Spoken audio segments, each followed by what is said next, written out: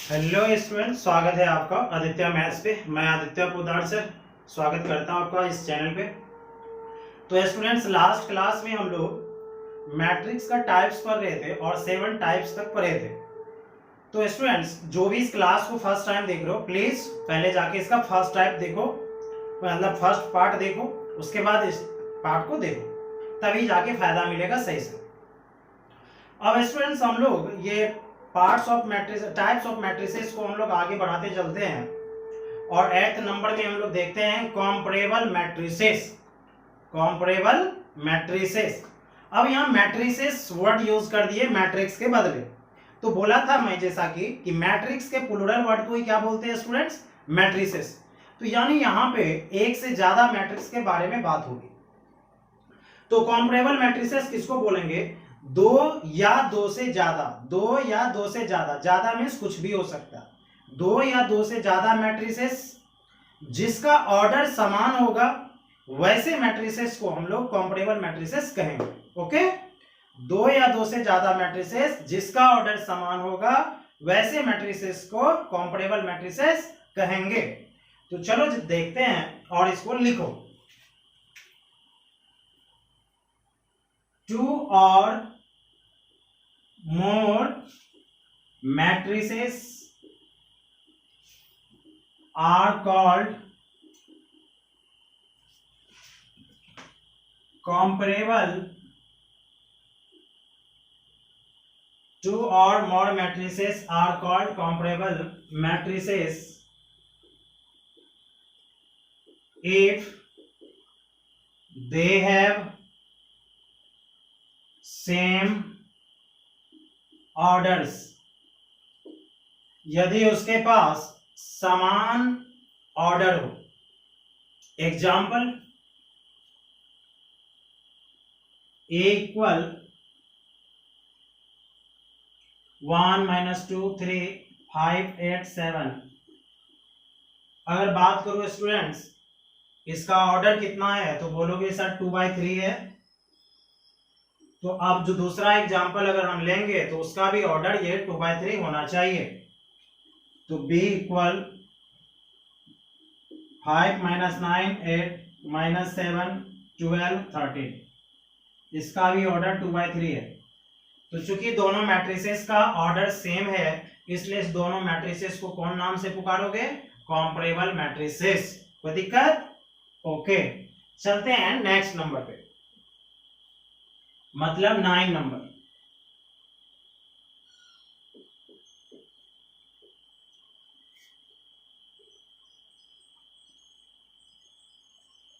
लिखना 9 नंबर में equal matrices. अब थोड़ा ध्यान से सुनो स्टूडेंट्स, इक्वल मैट्रिसेस का मतलब दो मैट्रिसेस जिसका ऑर्डर सेम हो और करस्पॉन्डिंग एलिमेंट इक्वल हो। करस्पॉन्डिंग एलिमेंट क्या हो? इक्वल। करस्पॉन्डिंग मतलब अगर जो फर्स्ट जगह पे है, दूसरे मैट्रिक्स में भी फर्स्ट ही जगह होना चाहिए। तो एक बात बताओ, हम बोल रहे हैं ऑर्डर सेम हो, और अभी बोले जब ऑर्डर सेम होगा तो कॉम्परेबल होता है।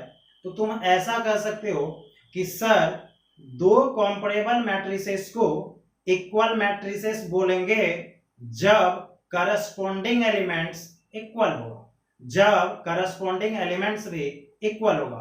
अभी पीछे वाले एग्जांपल में ऑर्डर सेम था, बट आमने सामने वाला एलिमेंट सेम नहीं था, इक्वल नहीं था। अब इसमें क्या होगा? ऑर्डर तो सेम होगा ही होगा, साथ ही साथ करस्पॉन्डिंग एलिमेंट्स भी क्या होगा? इक्वल होगा। तभी जाकर के हम लोग इस मैट्रिसेस को क्या बोल सकते हैं? Comparable matrices. याद रखना, कहीं मैट्रिसेस बोला जाता, कहीं मैट्राइसेस। तो ये सिर्फ दो चीज का डिफरेंस है, यूके और यूएस, अलग अलग तरह का प्रोनाउंसिएशन होता है, उससे हम लोगों को जाने की कोई जरूरत नहीं। तो लिखो, to comparable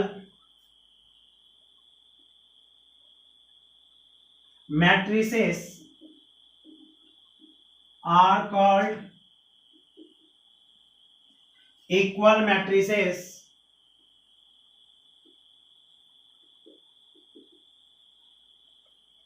if their corresponding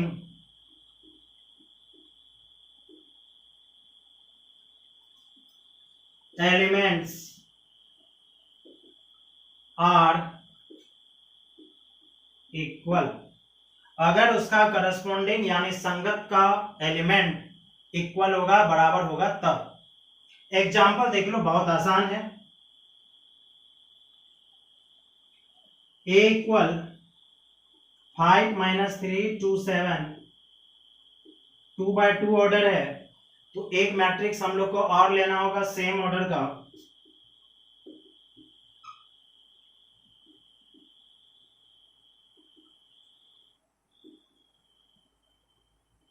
और ऑर्डर तो सेम लेना ही पड़ेगा और एलिमेंट्स भी समान लेना होगा। पहले कौन है 5, उसके जगह पे देखो 5, फिर -3, फिर -3, 2 2 7 7, तब जाकर के हम लोग कह सकते हैं यहाँ पे ए और बी बराबर है। अब एक हो सकता है कंफ्यूजन कि सर अगर ये उल्टा रहता, एलिमेंट यही रहता, मतलब 3 यहाँ रह जाता, -5 वहां तक, नहीं हो सकता। हम बात बोल रहे हैं करस्पॉन्डिंग एलिमेंट की, संगत का जो एलिमेंट होगा वो इक्वल होना चाहिए। ओके स्टूडेंट्स, तो ये था हम लोगों का नंबर का टाइप्स। लिखो next number.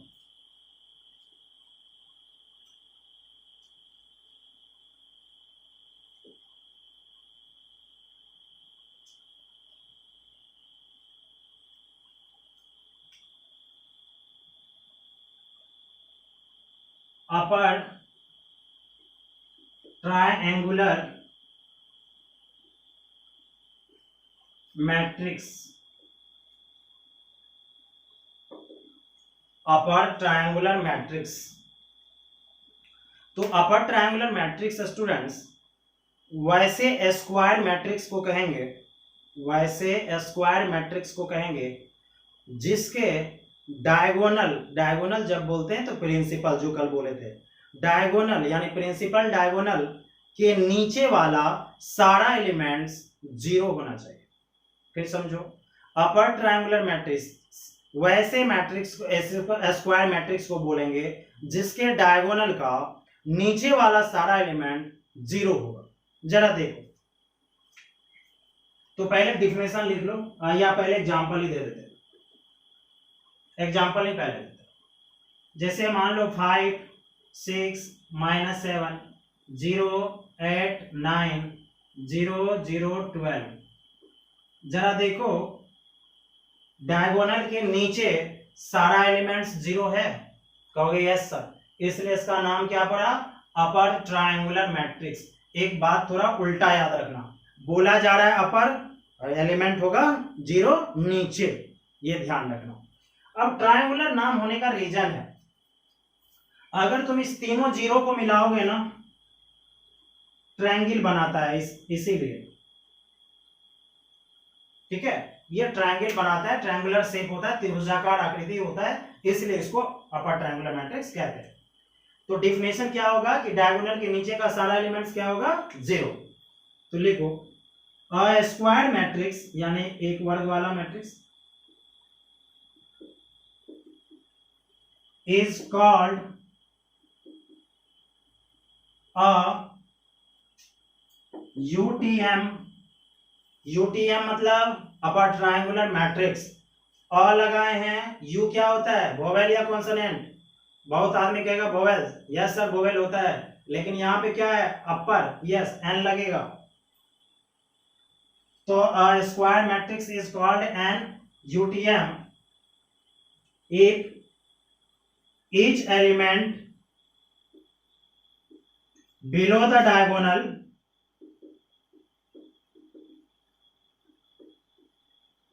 is 0।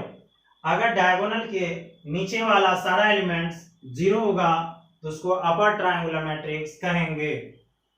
Next 11 lower triangular matrix. अब इसमें ज्यादा समझाने की जरूरत नहीं है, अगर लोअर है तो डायगोनल के ऊपर सारा एलिमेंट क्या होगा, 0। तो यानी इस बार इसमें सभी एलिमेंट 0 होगा। ध्यान रखना, इसका एग्जांपल है। तो a square matrix is called a LTM if each element below नहीं above, above मतलब ऊपर, above the diagonal is 0। diagonal मतलब कौन diagonal? प्रिंसिपल। इसलिए नहीं प्रिंसिपल लिख रहे हैं क्योंकि जब भी बात होता है तो प्रिंसिपल का ही बात होता है स्टूडेंट्स, इसलिए इस चीज के लिए निश्चिंत रहो तुम, कभी सेकेंडरी डायगोनल का बात नहीं होता है, ठीक है।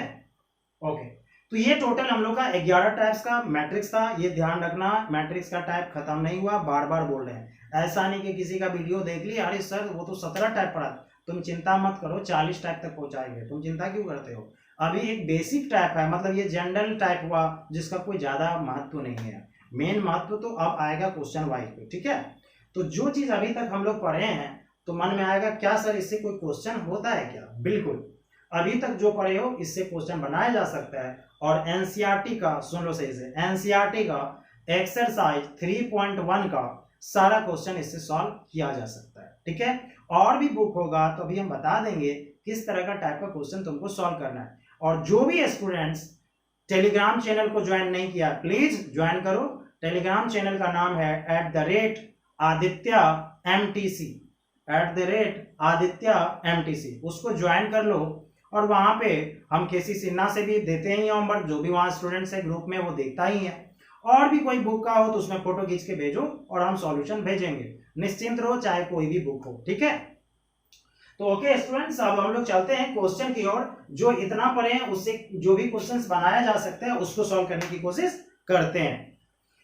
ओके चलो, लिखना क्वेश्चन 1।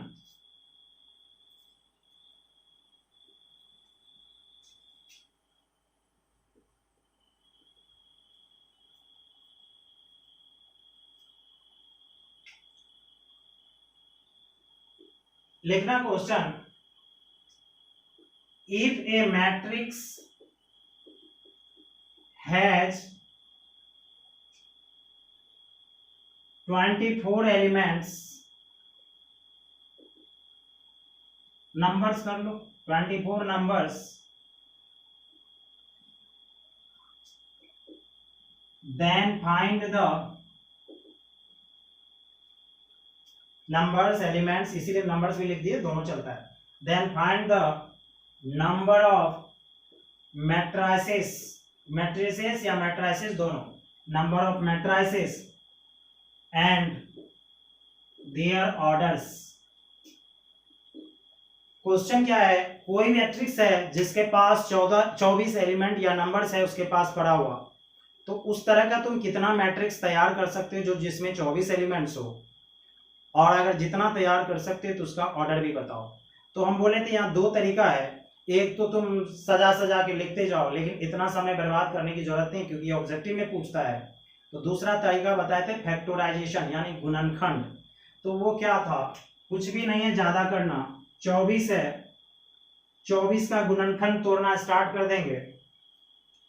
तो 24 गुना 1, 1 गुना 24, 2 गुना 12, 12 गुना 2, दिख रहा होगा students, 6 Guna 2, sorry 4, 4 Guna 6, 3 Guna 8, 8 Guna 3।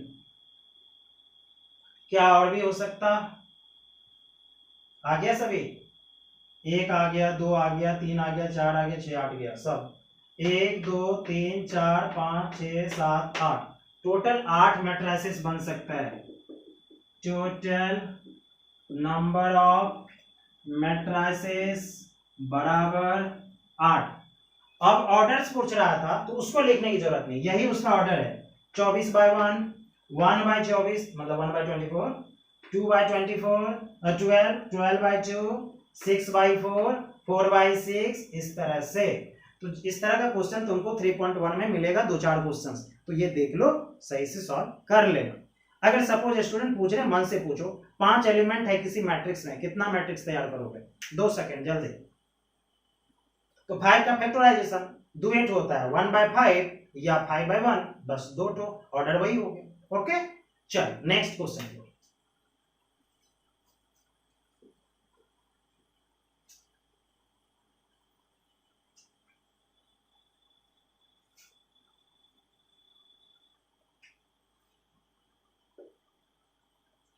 if the element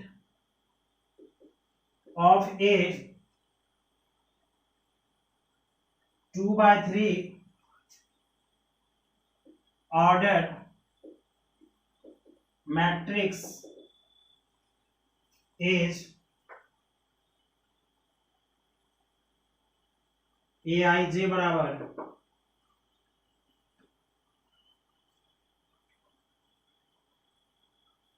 I plus J का square by 2, then find matrix. थोड़ा समझ लो, एक कोई मैट्रिक्स है जिसका ऑर्डर है 2/3, कंफर्म मतलब 2 रो 3 कॉलम, ओके। और उसका जो एलिमेंट होगा तो जरूर रहेगा 2 × 3 है तो 6 गो एलिमेंट होगा। तो वो किस तरह का होगा, कहाँ होगा, तो उसको एक रिप्रेजेंट कर दिए हैं ए आई जे से। और पहले से भी बार बार चिल्ला रहे हैं ए आई जे का मतलब element of ith row jth column. वो इस तरह से दिया है i प्लस सिर्फ j का स्क्वायर टोटल डिवाइडेड बाय 2, ऐसा एलिमेंट का फोटो है, समझ लो कैटेगरी है। तो कहता है वो मैट्रिक्स ही बता दो जो मैट्रिक्स तुमको लाने बोल रहे हैं। तो ऐसे क्वेश्चंस को कैसे सॉल्व करेंगे, चलो जरा देखते हैं। सबसे पहले स्टूडेंट्स मैट्रिक्स को कुछ मान लो, लेट ए बराबर, सबसे बड़ा इंपॉर्टेंट चीज है कि तुम ऑर्डर पहले देखो क्या दिया, 2/3, तो रो कितना 2, कॉलम कितना 3,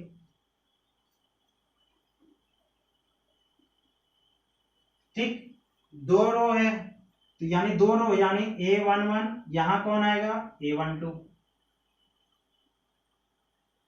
फिर यहां A13 क्योंकि कॉलम 3 है, यहां A21, यहां A22, यहां A23। इसमें कोई गड़बड़ी ना हो, ध्यान रखना। और कुछ स्टूडेंट्स हम बताना चाह रहे हैं, बहुत सारे टीचर क्या करेंगे, फालतू का टाइप बताएंगे जिसमें कुछ दम ही नहीं। अच्छा एक बात बताओ, हॉरिजेंटल मतलब तो सब समझते होगे, समझते हो ना, क्षैतिज। वर्टिकल मतलब ऊर्ध्वाधर।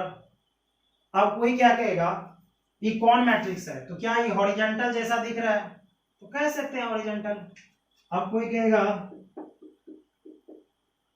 ये वर्टिकल है क्या, क्यों नहीं कह सकते वर्टिकल। तो ये सब फालतू की चीजें हैं, एग्जाम में तुमको इससे क्वेश्चन आएगा, तुम्हें थोड़ा सेंस लगाओ, तुमसे बोलेगा ये कौन मैट्रिक्स है, क्यों पूछेगा भाई, सबको पता है भाई, लाइन ऐसे रहता है, हॉरिजॉन्टल ऐसे रहता है, वर्टिकल। तो इसलिए ध्यान रखना, मुद्दे की बात करेंगे, फालतू के चक्कर में नहीं फंस जाना। ये ऐसा कोई बड़का चीज नहीं है ये 1 साल बाद याद आएगा वो सर तो नहीं बताए थे आप, ऐसा कुछ भी नहीं है।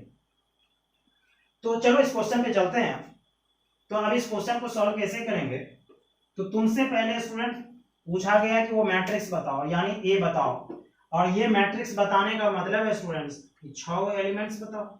अगर ये 6 एलिमेंट्स आ जाए, क्या इसी में रख दोगे, ए नहीं मिलेगा, कहोगे यस सर। कैसे लाना है सर, देखो, सिंस चूंकि ए आई जे बराबर दिया है आई प्लस सिर्फ जे का स्क्वायर बाय 2, तो एक जनरल फार्मूला समझो ही दे दिए एलिमेंट का, और ये सब एलिमेंट तुमसे पूछ रहे हैं। जैसे A11 पहले लाना है, A11 बच्चा भी बना लेगा 5 क्लास का, हंसना नहीं, सही कह रहे हैं, देख लो। तुलना करो, i के जगह 1, j के जगह 1 रखना है, i के जगह 1, j के जगह 1, लेकिन स्क्वायर है तो स्क्वायर बचा 2, 1 + 1 / 2 कितना देगा 1, बोलो A11 कितना आ गया 1। क्या ये बच्चा वाला काम नहीं है। फिर चलते हैं A12, i के जगह 1, j के जगह 2 का स्क्वायर बटे 2, डायरेक्ट कर रहे हैं, 2 का स्क्वायर 4, 1 5 बटे 2। फिर चलते हैं इधर, A12 आ गया, A11 आ गया, A13 पे, A13 i के जगह 1, j के जगह 3 का स्क्वायर बटे 2, तो 3 × 9 = 10, 10 बटे 2 5। फिर A21 i के जगह 2, j के जगह 1, 1 का स्क्वायर बटे 2, 1 का स्क्वायर 1, 2 1 3 बटे 2। A22 आई के जगह 2, जे के जगह भी 2 बटे 2, कुछ भी नहीं है, आई के जगह जे के जगह खाली मान रखते जा रहे हैं। 2 दूना 4, 2 6 बटे 2 3, और ए 2 3 लास्ट, आई के जगह 2, जे के जगह 3 का स्क्वायर बटे 2, 9 4 13 बटे 2।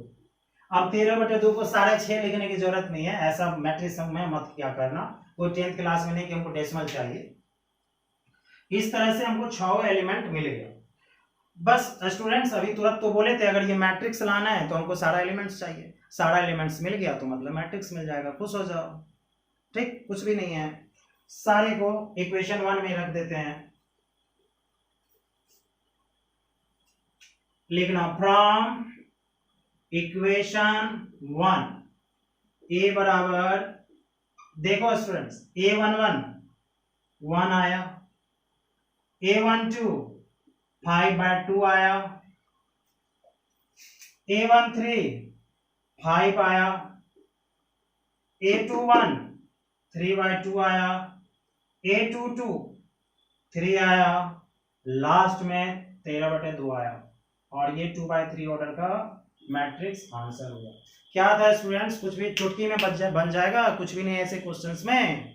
ओके, तो ये था सेकेंड टाइप का क्वेश्चन।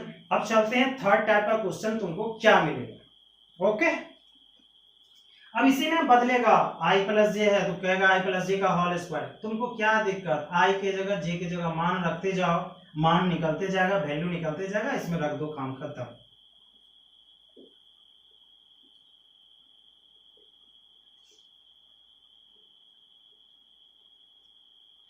एक क्वेश्चन लिखना, if 2x - 3 5 6z + 8 3y + 1 equal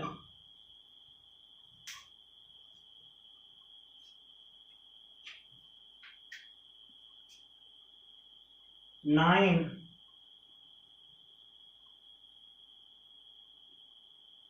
12 5 10, then find x + y + z बटे 2।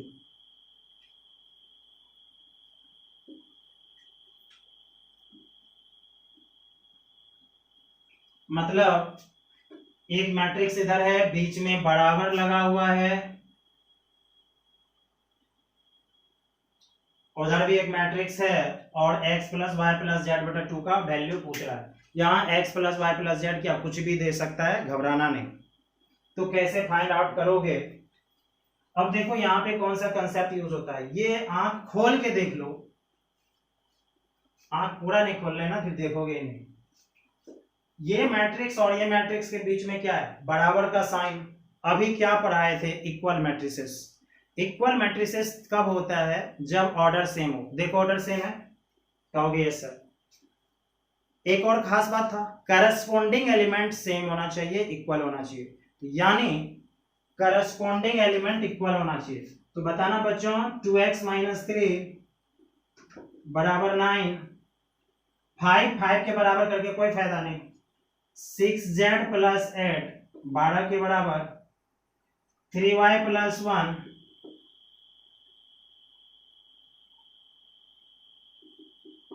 10 के बराबर। तो यहां से 2x बराबर 9 + 3 12, x बराबर 6, 6z बराबर 12 - 8 4, z बराबर 2/3, 3y बराबर 10 - 1 9, y बराबर 3। x का मान, y का मान, z का मान मिल गया। अब बोलो जरा, किसी का भी वैल्यू पूछेगा तो नहीं बना सकते। क्या था, एक स्टेप का क्वेश्चन था। Therefore x + y + z बटा 2 बराबर x का मान कितना 6, y का 2/3, z का z का था ये ना, y का 3, z का 2/3, बटे में 2। अब सब आदमी को जोड़ घटा गुना भागा पता है ना, तो ज्यादा हम समय नहीं लेंगे, 6 3 9 27 2 29 बटा 6 आंसर। घबराना नहीं, कर लेना, हो जाएगा। ठीक है, सोचना नहीं कि सर क्या कर दिए हैं, कुछ भी नहीं है, जोड़ घटा है। ठीक ठीक, कर लोगे ना, नहीं होगा तो पूछना। तो इस तरह से स्टूडेंट्स हम लोग का ये थर्ड टाइप का भी क्वेश्चन था। अब इसी में एक एक्सेप्शन भी होता है जो कि बहुतों के दिमाग से उड़ जाएगा, जरा उसको हम बताना चाहते हैं। चलो एक क्वेश्चन बताएंगे तभी समझ में आएगा। नेक्स्ट क्वेश्चन, इफ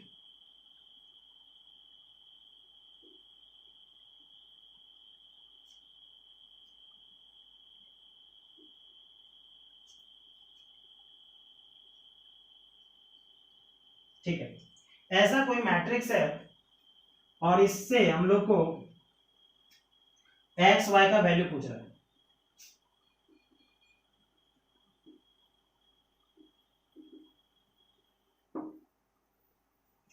तो दिमाग में आएगा सर क्या बात करते हैं, तो आसान से आसान क्वेश्चन दिए, आप जेड भी हटा लिए और वो एक्सप्रेशन भी बड़ा सा हटा लिए, खाली आप एक्स वाई पूछ रहे हैं। तो बिना पेन पेपर का सब बताएंगे बिल्कुल, लेकिन थोड़ा होश में जोश नहीं गवाना है। ठीक, क्यों कर रहे हैं ऐसा, कुछ तो बात होगी ना, जरा देख। जब स्टूडेंट्स एक ही वेरिएबल एक से ज्यादा जगह रिपीट हो, दोनों पे नजर रखना।